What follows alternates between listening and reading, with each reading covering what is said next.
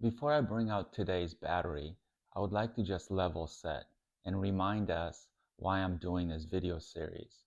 It is to dispel any myths or misconceptions about electric cars and how complicated they are and how we are forced to learn all this exorbitant new stuff. All this 2S, 2P, 8S, 2P, 16S, 1P, series and parallel mumbo jumbo.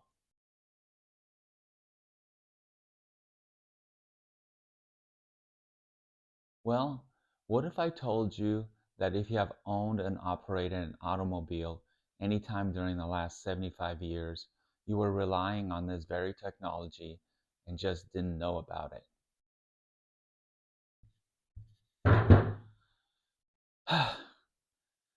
This is a dime a dozen regular car battery, except this one is yellow and cost me 300 bucks. All right, you know the drill. First, let's weigh this thing.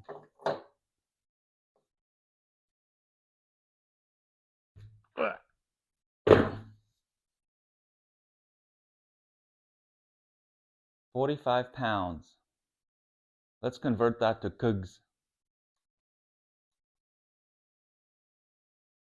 20 kgs.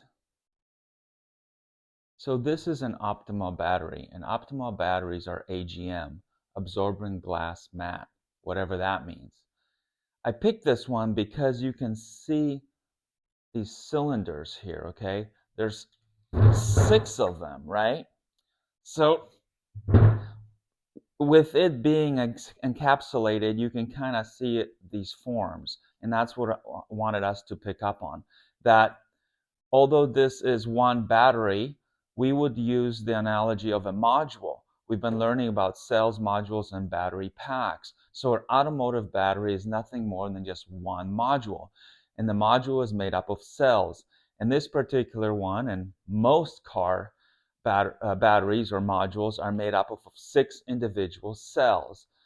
They use different chemistry than what we've been learning about in our EVs, where EVs rely on lithium ion. These are lead acid.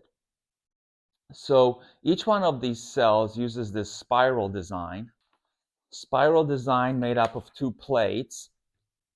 So if we pretend that this white piece of paper is a negative lead plate and this blue one is positive, what they do is something along these lines where they will wind them up like so and stack them. 1, 2, 3, 4, 5, 6. So there's 6 of these spiral cells inside this battery. Okay, you know what time it is.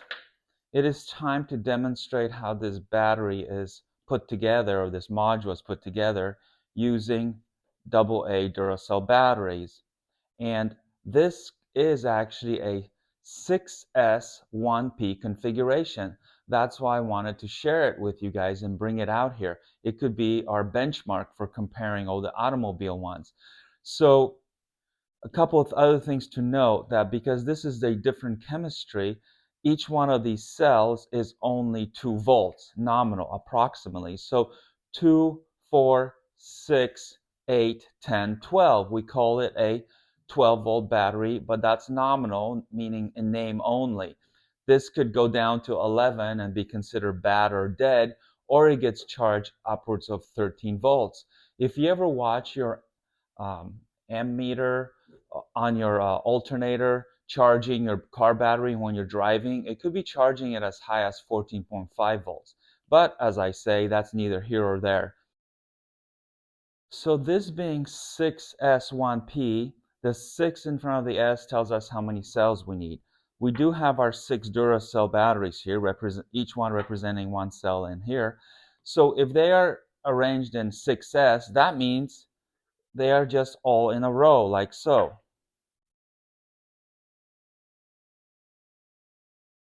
But that wouldn't be practical in an automobile. You would have this long tube of batteries. It would look like the old Maglite that cops used to carry. Maybe they still do. So they have to get creative in how to put it inside of a more confined space. So they would just stand them up like this.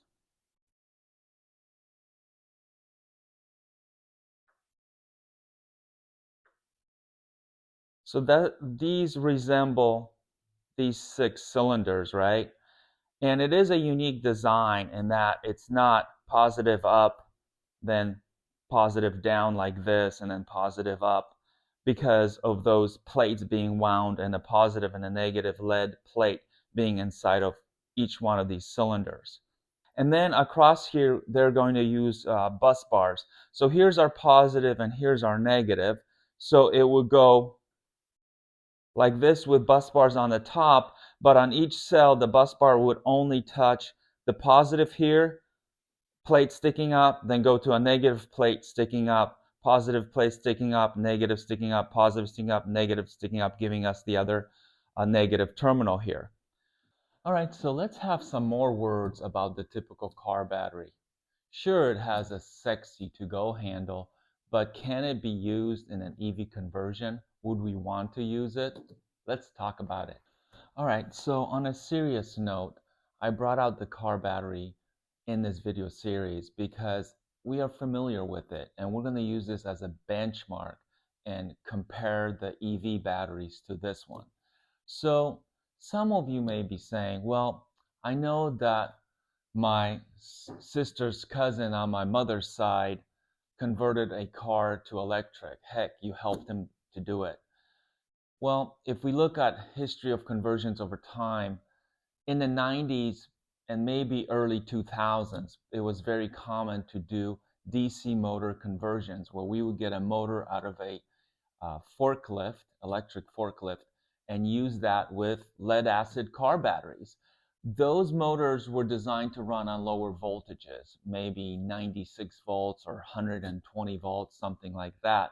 Nowhere near the 360 that the current OEM electric car manufacturers are putting out there with the AC motors of today. You can check out evalbum.com and they have some really neat builds. Now, I'm not sending you out there to start converting using DC motors and lead acid batteries, but just give them a look-see and maybe you'll get ideas for battery placement, some cool bracketry, or just enjoy the conversions that people have achieved over the years. Also in this video series, I'm sharing some heuristics with you, some rules of thumb, what I call some secret formulas or some magic numbers, if you will. You know, we've been talking about lithium ion cells being 4-volt cells. Well, in lead acid technology, we're using 2-volt cells. So think about the leap we've made. We doubled the voltage of a cell. Now, is this a fair comparison to compare a lead acid battery to a lithium ion? No, it's not. It will be like comparing a heavyweight boxer like Mike Tyson, who was trained to deliver one big punch, okay? These car batteries are rated in something called Cole cranking amps. They are designed to deliver a lot of juice for 30 seconds max. You're sitting there cranking your gasoline engine to turn it over to start it, and this is sending a lot of current for a brief period of time, whereas EV batteries, I see them more like marathon runners. They're there for the long haul. So one of the magic numbers is that 4 volts per cell, and then another one, if we look at packs, 360 volts nominal. I've been saying that and sounding like a broken record. So per big battery pack, you know, the packs the size of this table, if not twice the size of this table, that go into the Teslas, the Nissan Leafs, and 100% electrics, they run on 360 volts. Sure, you can turn the AC motor at 260 volts and 460 volts, but we're just sticking to splitting the difference and 360 nominal. So how many car batteries would it take to power an AC motor? Okay, now a lead acid battery can power an AC motor because energy lives here in form of direct current, no different than in a lithium ion. Sure, chemistry is different, but I'm the last guy to talk to you about battery chemistries. And sure, these have different charging and discharging curves than lithium ions, but yes, you could if you had to power an electric vehicle using lead acid batteries. So this is 12 volts. How many does it take to get 360? Okay, well, 10 of these, 10 times 12 volts, will give us 120 volts, obviously. If we add 10 more, 20 of these big lead acid batteries here will only give us 200 volts.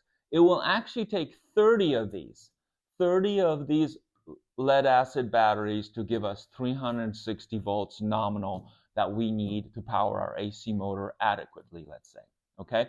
And again, when we were converting vehicles to electric using DC motors from forklifts, when's the last time you were at Costco and you got passed by on a dude on an electric forklift going 80, 90 miles an hour, right? Never. So those forklift motors were not designed to go 100 miles an hour. So that was the first sort of magic number, is 360 volts. That's what we're shooting for in our electric conversions. The other number, well, we can focus on is the weight. This thing weighs 45 pounds. So I did the math, and 30 of these, 30 times 45 pounds is 1,350 pounds. Okay? That's, I would argue, is at least twice a battery pack, a lithium ion battery pack. Okay? And finally, these are these here are measured in cold cranking amps and not really amp hours. Now, I think Optima claims that some of their batteries are deep cycle batteries, so this one actually offers an amp hour rating. And let me see if I already forgot what it is. It's 55 amp hours, okay? But I looked at my other car battery and they don't even offer an amp hour rating because, again, they're rated for cold cranking amps, that big punch. All right, guys, so I have my trusty abacus here, and we know that this battery is 55 amp hours, and to calculate kilowatt hours, we need to multiply 55 amp hours times 360 volts. So for those of you unfamiliar with this new technology, the top here is the ones, the tens, the hundreds, the thousands, and so on. So we need to take 55. So it's 1, 2, 3, 4, 5. And then these are tens, 10, 20, 30, 40, 55. So there we go. We have 55, and then we simply have to multiply times 360. So there, we don't need any ones. We need 6, 60, 30, 40, 50, 60. And now these are the hundreds. So 160, 260, and 360. So bear with me here as I quickly do this math.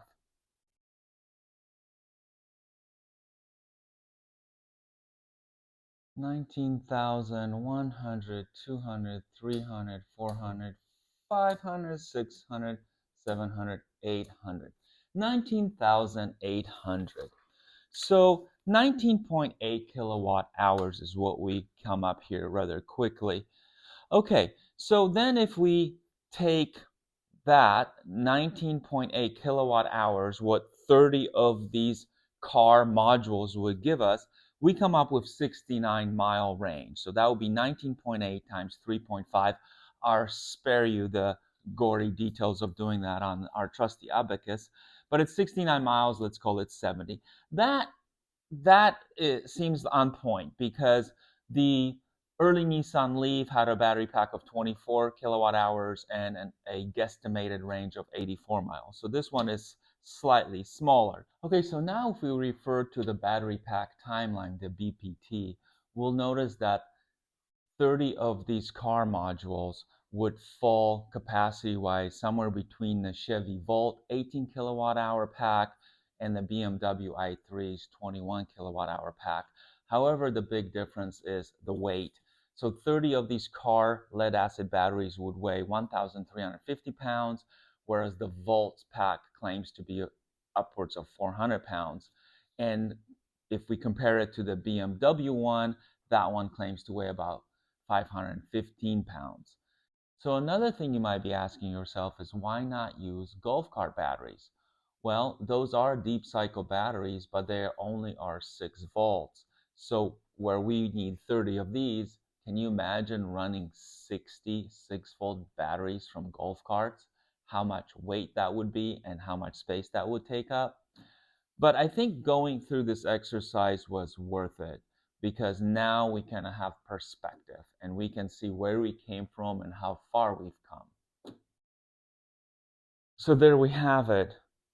Regular automotive car battery, 6S 1P, explained using 6 AA Duracell batteries. Thanks for watching, guys.